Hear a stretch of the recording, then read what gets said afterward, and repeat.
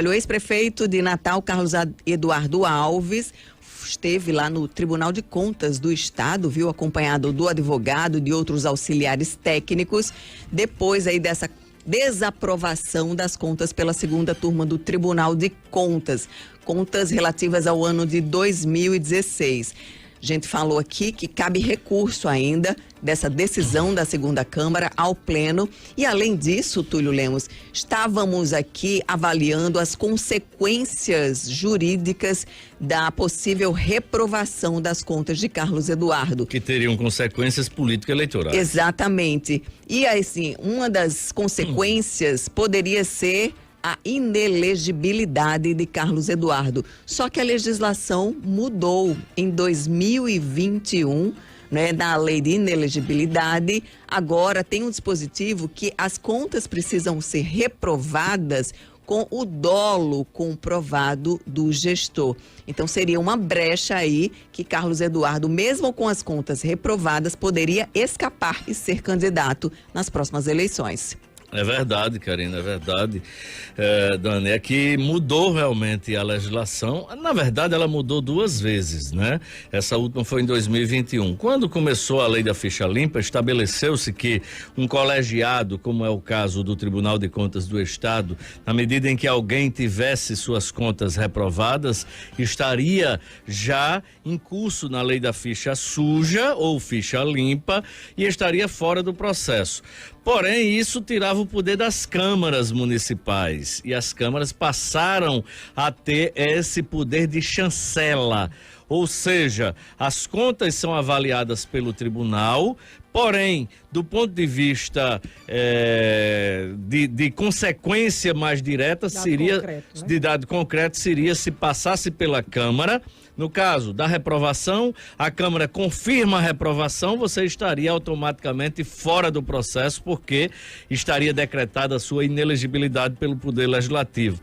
Porém, isso foi muito utilizado aí por lideranças do interior, prefeitos, para perseguir ex-prefeitos, vereadores e tal. Você usava a sua bancada, usava o seu grupo político para perseguir um ex-gestor, né? Pegava, quando vinha do tribunal, tudo bem, porque é a chancela, mas quando não havia nada no tribunal, mesmo assim eles votavam contra as contas, consequentemente.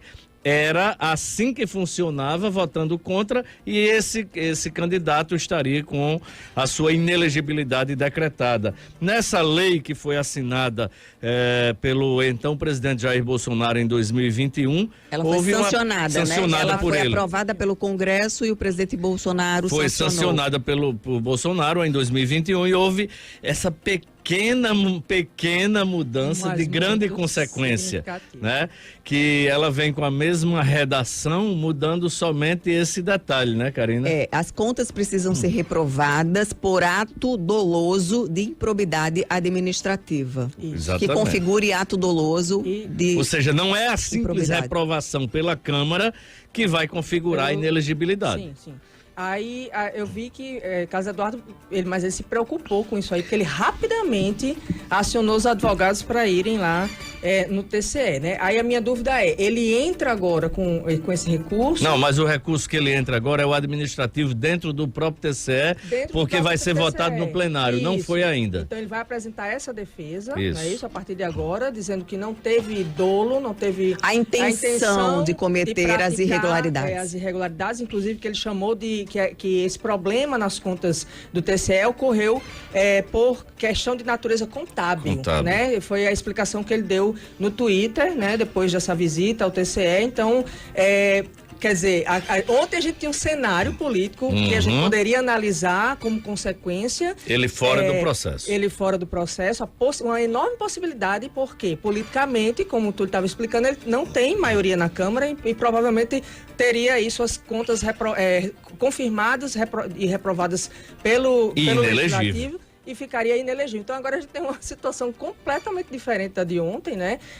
Em que a possibilidade é muito maior de que ele continue elegível. Só que tem um detalhe nisso aí, é que o dolo, ele é interpretativo. Isso. Aí vai caber a interpretação. A interpretação do judiciário, porque vamos dizer que a Câmara que segue aquele mesmo trâmite, o tribunal reprova, no caso no pleno, vai para a Câmara chancela a reprovação do tribunal, ele estaria com as contas reprovadas, e aí quando ele for candidato, quando ele for registrar a candidatura, é que o juiz vai analisar se ele tem elegibilidade ou não. Se o processo que culminou com a reprovação de suas contas tem essa interpretação do juiz que foi de uma culpabilidade dolosa e não somente culposa. Só para a gente explicar um pouquinho a diferença, né, desse dolo e para a culpa, porque antes se punia tanto o dolo quanto a culpa, ou seja, se fosse reprovado, estava fora. O dolo é a intenção, né? É o ato consciente. Eu estou fazendo sabendo que eu estou fazendo isso. A culpa, que também antes era punida, inclusive na improbidade, era por atos que podiam ser por negligência, por imprudência, por imperícia, no caso, uma imperícia contábil, né? Tudo isso. Agora, a desaprovação de Carlos Eduardo teve vários pontos, né? Um dos pontos foi não remessa ao Tribunal de Contas de alguns documentos. E aí pode ter sido uma negligência mesmo, né? E aí ele pode até anexar esses documentos. Esses documentos que não foram remetidos naquela data e tal. Exatamente. A Lei Orçamentária Anual contém dispositivo estranho à fixação de despesa e à estimativa de receita. Vai ter que interpretar isso aí. Né? Técnica, mas há conflito aí com o que foi aprovado. Ele abriu na gestão dele crédito suplementar em montante superior ao autorizado pela lei. Ninguém... Eu acho que é complicado, não, para ele isso aí? Porque um ato comissivo. Ele abriu o crédito acima do que estava proibido. Só um parênteses sobre isso aí, Karina. Aliás, o que não estava autorizado. E o gestor ele só pode fazer o que está autorizado. Karina, só o parêntese aí. Só o parêntese sobre isso, porque toda vida que começa uma legislatura, a gente vê na Câmara, na Assembleia, a discussão sobre o percentual que o gestor, no caso, tem o direito de fazer remanejamento sem precisar de autorização legislativa. Caxina, a questão é a seguinte, no caso, quando geralmente algumas câmaras estabelecem 5%, porque todas as vezes que você vai suprir um remanejamento e passa disso aí, você vai ter que sentar aqui e rezar o Pai Nosso lá com sua bancada. No caso aí, ficou claro, e isso aí é uma lei, e é votado na Assembleia e votado nas câmaras, inclusive. Tanto é que toda legislatura muda, porque muda prefeito, muda governador, e eles ou elevam ou diminuem o percentual, que dá mais folga ao gestor ou que deixa o gestor mais próximo do legislativo. Então, nesse caso aí, está dizendo claramente que ele tinha um determinado percentual para movimentar independente da Câmara e movimentou, mesmo assim, acima desse percentual. Aí é outra história. Por isso que a interpretação vai ser significativa. Outro ponto da desaprovação: créditos suplementares abertos através de fontes de custeio inexistentes ou insuficientes. É grave. Não é? Outro ponto: a administração contraiu nos dois últimos quadrimestres do seu mandato obrigações a serem pagas no exercício seguinte, sem que houvesse a disponibilidade de caixa suficiente para quitar as despesas criadas pelo gestor. Também há uma proibição da lei, né, em relação a isso.